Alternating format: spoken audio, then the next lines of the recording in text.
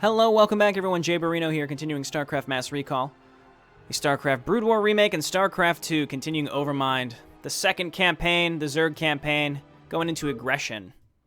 Now, I had mentioned while I was playing the previous mission that I found that this map to be one of the harder ones of the Zerg campaign, considering it's so early on and you're going to be facing Scouts and Reavers, pretty heavy-hitting Protoss unit. Well, specifically the Reavers. And I would say there's probably there's only one or two Reavers on this map, but they're placed in really shitty spots, and they were there in the original map too, so overall just sort of a bit of a pain to deal with. I think we can make Mutalisks, but we're going to struggle with enough gas to build enough to really deal with them.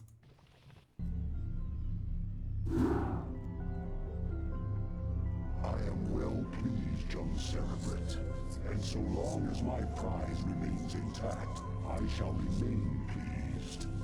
Thus its life and yours shall be made as one. As it prospers, so shall you, for you are part of the swarm. If ever your flesh should fail, that flesh shall be made anew. That is my covenant with all Cerebrits. Now you have grown strong enough to bear the rigors of warp travel with the swarm. Thus we shall make our exit from this blasted world and secure the chrysalis within the hive cluster upon the planet Char. Remnants of the Protoss fleet still linger within this planet's orbit. They will attempt to block our exodus at every turn. My brood shall aid you, Cerebrit, should you require assistance. I like how the Cerebrits have distinct portraits from each other as well. And, you know, I noticed this with the Kerrigan portrait. The portraits in the briefing and the portraits in-game look different. So the Kerrigan portrait in the briefing's really pale, but she has a normal skin tone in the game. The Cerebrits in the game look a little wonky, but in the briefing, I think they look much, much better. It's interesting. Let's get started.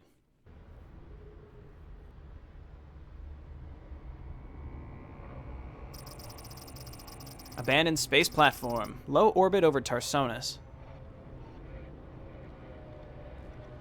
The crashing battle cruisers. Really nice touch.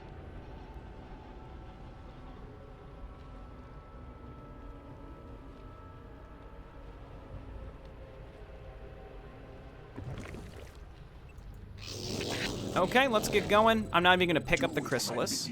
As you will, Cerebrit. They will serve you unquestioningly. Go now, and bring swift wrath to all who would oppose the swarm. I'm not even going to pick up the chrysalis, because I don't have to yet. I will go ahead and get an early refinery. That's right, it's 50, not 25. Alrighty, well, we'll wait. I suppose even just getting one drone on a refiner would be worth it, so let's go ahead and do that. Now, these hunter killers are wonderful. They are just dandy. They're basically twice as good as a Hydralisk. They literally are twice as good. 80 hit points, 160. They also come with a base +2 armor. Hydralisks have 0. And they just do double damage all around. They are literally a double Hydralisk with some extra base armor. It's great. Okay, so we're going to focus on getting some drones. We're going to get at least one drone on early gas. And I'm not even going to pick up the chrysalis because we don't have to yet. And I have to anticipate where the Protoss are going to come from. They can come from up here, which could be either an air attack or a ground attack, and then they could come from right down the middle. And then they also might come from all the way around. There's like 3 entrances they can come into this base, and they're all from sort of the same direction, but it's spread out enough that you sort of need to spread your defense out. In the original game, I do recall the Protoss would send some zealots in to just harass your mineral line. And I don't think it was intentional. I think that's just the AI said, hey, this direction looks good, not really realizing what they were doing. And but it was consistent and annoying, so you need to get sunken colonies over here, sunken colonies over here, and then spore colonies over here. Now, when I was younger, though, when I played, I was obsessed with static defense. Now I realize that it's, for the most part, sort of a waste of money. I mean, it's good to have static defense, don't get me wrong, and this is going to be a tangent that I'm going to talk about a lot.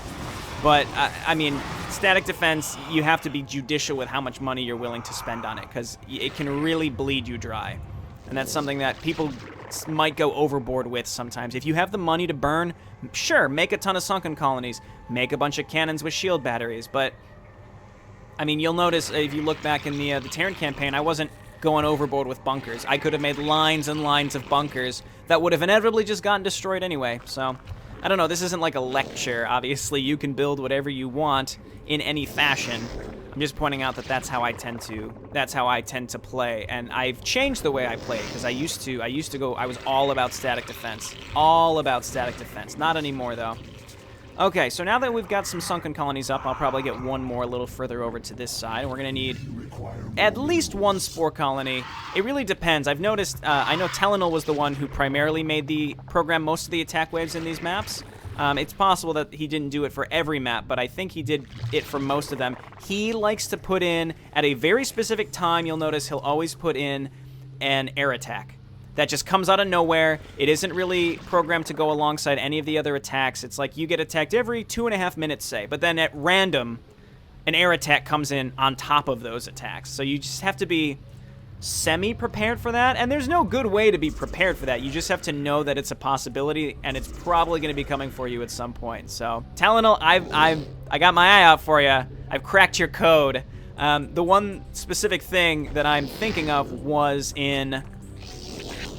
Where was it? It was it was Eye of the Storm. It was the very last mission of the Protoss campaign, so the very last mission of the original StarCraft, and you had an Ultralisk attack come in at like 12 minutes of like 6 to 8 Ultras. I remember that, and that's sort of what tipped me off to be prepared for this kind of stuff. Anyway, I'm going to keep getting drones because we can still afford to have more. I think 3 is enough for this, guys, or we could put 4 or maybe even 5 on it, but it's not worth the drones at this point, in my opinion.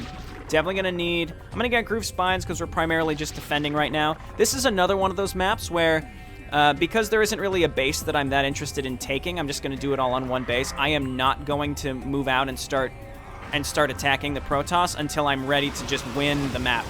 Because I think it's sort of a waste. I think that, in general, the Protoss are just going to rebuild very, very quickly. So until I'm ready to just smash through them, I mean, I'll reinforce as I go, but otherwise I think it's wasteful. Tentatively gonna get a spore colony back here, and I hope that wasn't a waste, because I don't know if scouts attack me, which direction they're going to be coming from.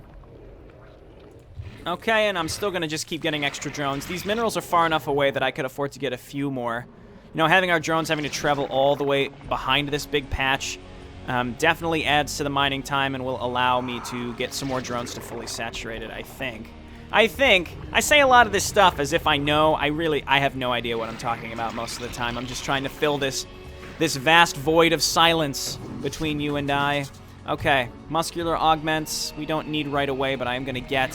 So I'm going to be primarily doing Hydralisks, but I do know, like I was saying, that there are some Reavers on this map, so I'd love to get probably 3 to 4 more Mutalisks and just have a roaming pack of Mutalisks to just try to pick off any Reavers that might be on this map, and otherwise just keep them away, because I don't want them flying in and dying. I really don't. Okay, so we got our lair coming up. I have enough money and gas. I'm going to throw that extra drone on gas. I have enough money and gas to get my Spire, and by the time the Spire is done, I'm hopeful that I'll have enough gas to build 2 Mutalisks as well. So this should be good, especially now that we're near fully saturated on this gas. Again, I could probably put a 5th one on here, and it would be oversaturated, but we're very mildly undersaturated on it now. So it's just how crazy do you really want to get about something like that? These Hunter Killers we could probably hold out with for a very long time. Missile attacks level 1 sounds good. See, the Zerg tech tree ramps up a lot faster. We can already get +2, and we can get Mutalisks, which are just a flat-out tier 2 unit. So we have access to our later tiers much faster. But in the Terran campaign, you were fighting Zerg enough that you're probably already familiar with what a Hydralisk is and what a Mutalisk is, and probably even what a Guardian is. So you're not really learning the game. You're just learning a new race and how to play that race. You already have knowledge about the race. You're just learning how to play it. So I think that makes a big difference. Okay. You know what? I just noticed, and this probably is just with the retro mod, but the Hydralisk Den added this little butthole down here. And that's what the original Hydralisk Den looked like, and I'm pretty sure that that's just with the retro model. Unless that's always been there and I've never noticed, but I'm pretty sure that that's not. I'm pretty sure not. I'm pretty sure that that's just with the retro mod, but someone please feel free to correct me. Okay, Spire's going to be done. I'm going to go ahead and pump out 4 Mutalisks. Let's do that and retain just a little bit of gas so that we can get +1 soon. All right, let's get in here and make sure that we defend my sunken colony. We're probably going to lose the sunken colony, but that's okay. I'll rebuild it. I might even make 2 more because now, this is what I was talking about. I am superfluous with money, so I might as well use it because I'm not doing anything else with it, and we can just make the drones and make some overlords. And then with these mutalisks, I'm going to hotkey them. I'm going to get +1 air attacks.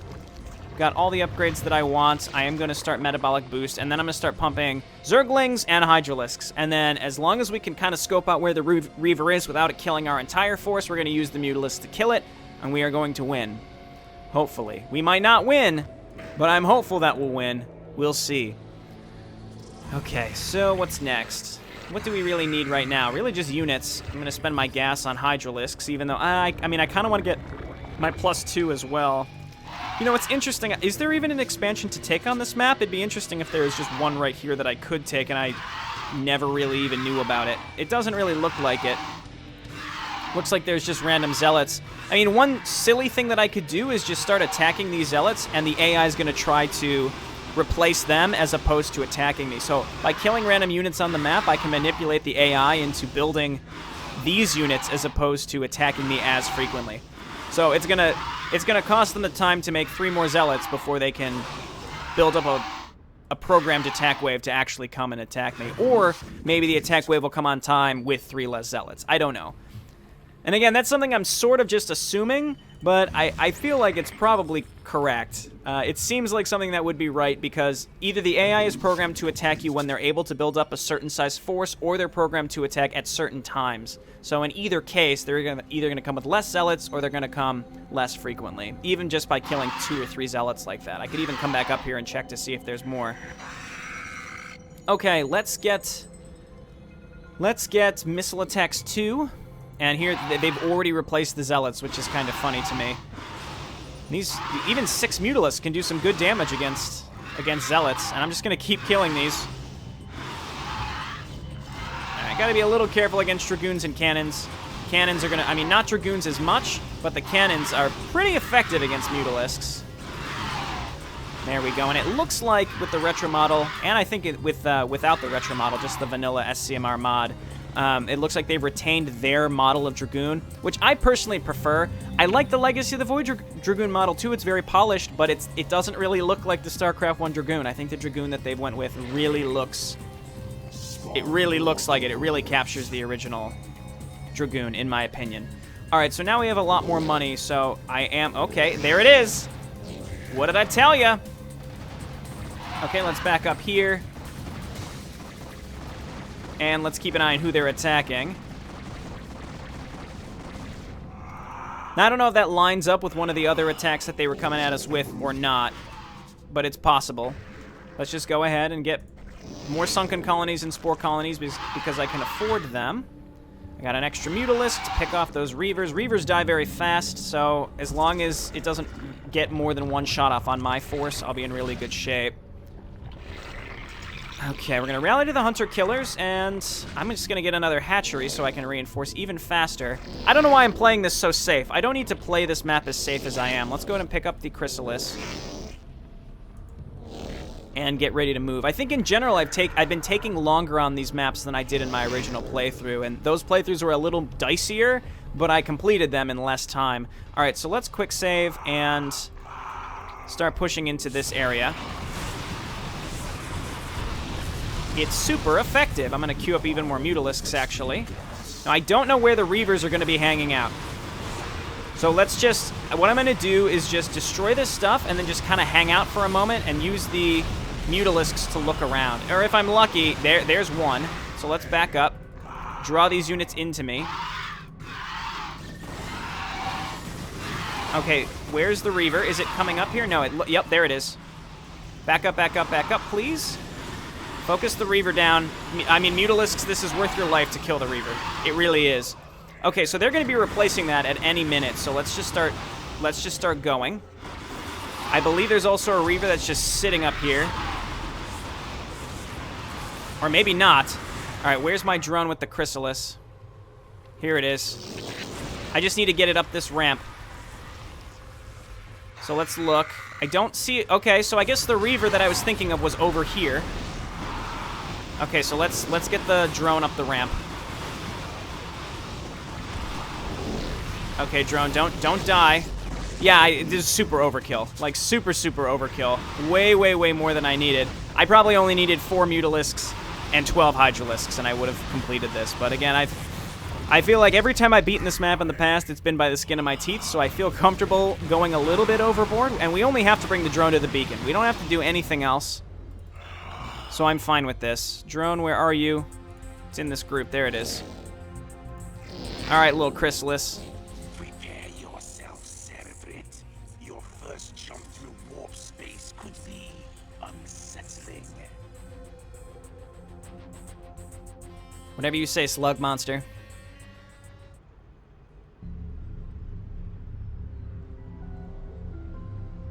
With the Protoss forces beaten and scattered, the Overmind has withdrawn the swarms to the remote ash world of Char. Now, I think there's a cinematic after this, too, so we're going to check it out. Nice. Very good survival rate. Hey, you know what? That's going to be my excuse. I'm taking too long on these missions just because I'm trying to keep that survival rate kills death ratio looking good. All right, let's see. I'm pretty sure this is... Nope, there's not. This is not a cutscene. Anyway, this has been Jay Barino. Thanks so much for joining us. When we come back, we'll be playing, spoilers, The New Dominion. Bye now.